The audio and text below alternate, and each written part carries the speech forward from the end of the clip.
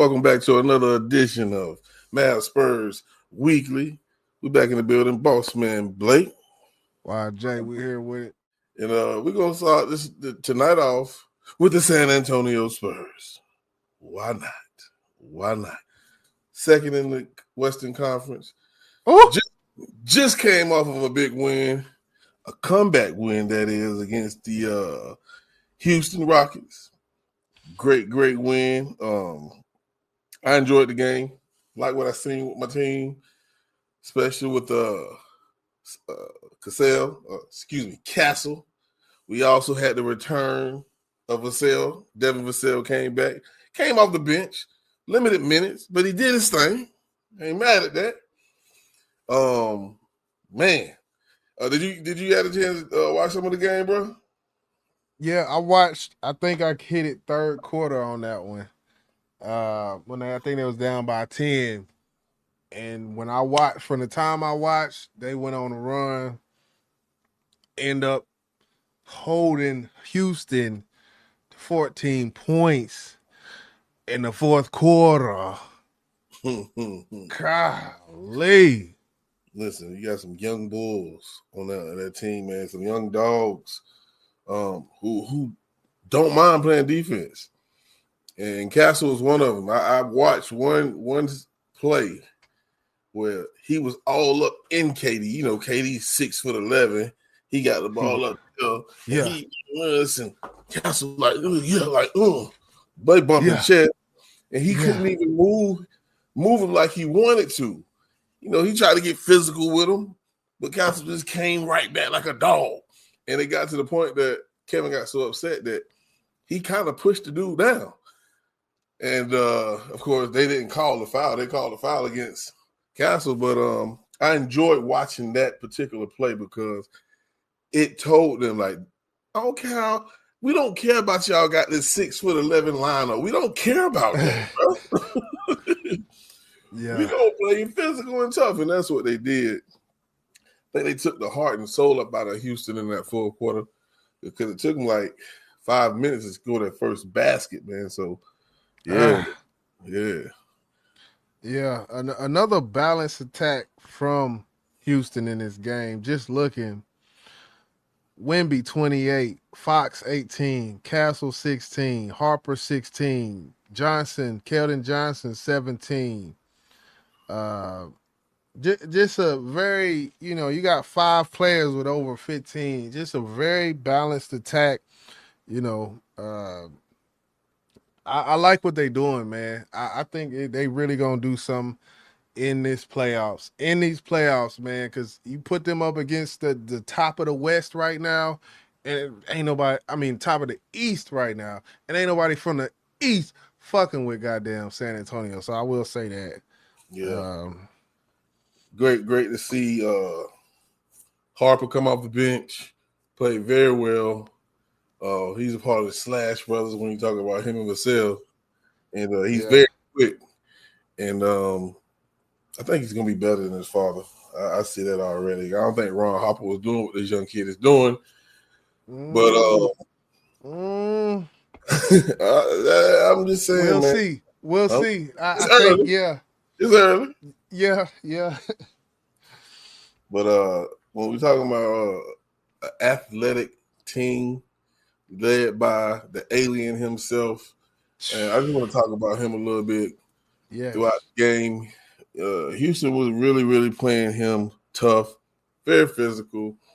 I think Wemby spent about a total of 7 minutes on the court, not on the court, on the floor, body on the floor, because they was knocking him down.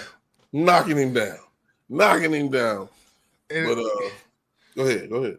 One thing, just looking at it, 12 for 15 from that free throw. He can knock them free throws down.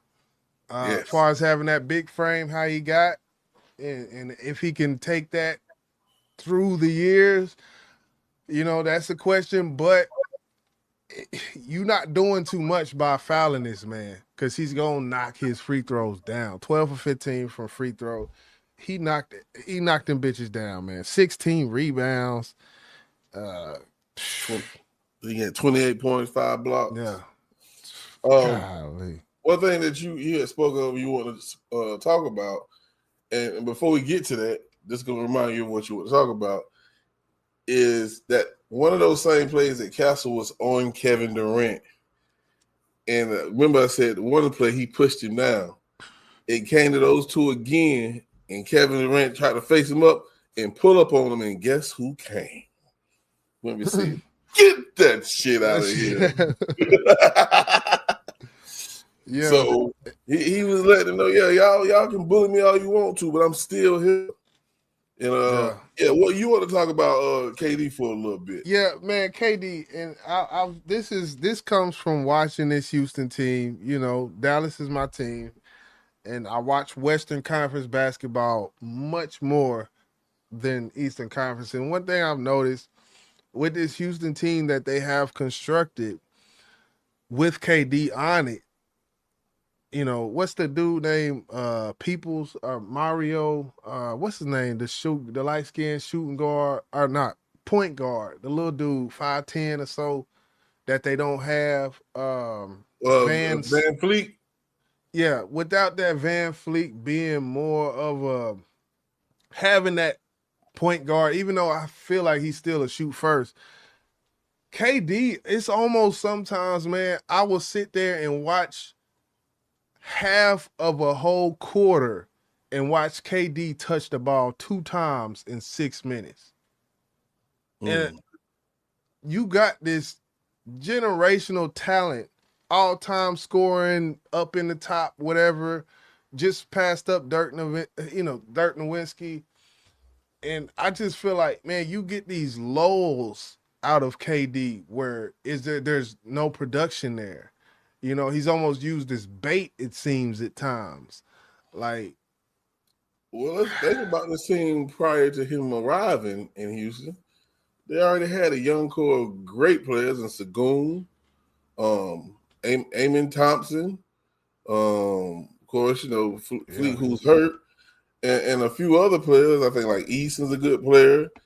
Those guys, I don't want to say it like they're selfish, but maybe they don't want to take a back seat to KD at times because they're there to score just like he is. Now, I know that may sound crazy as hell because we're talking about KD. Get your bucket. Well, yeah.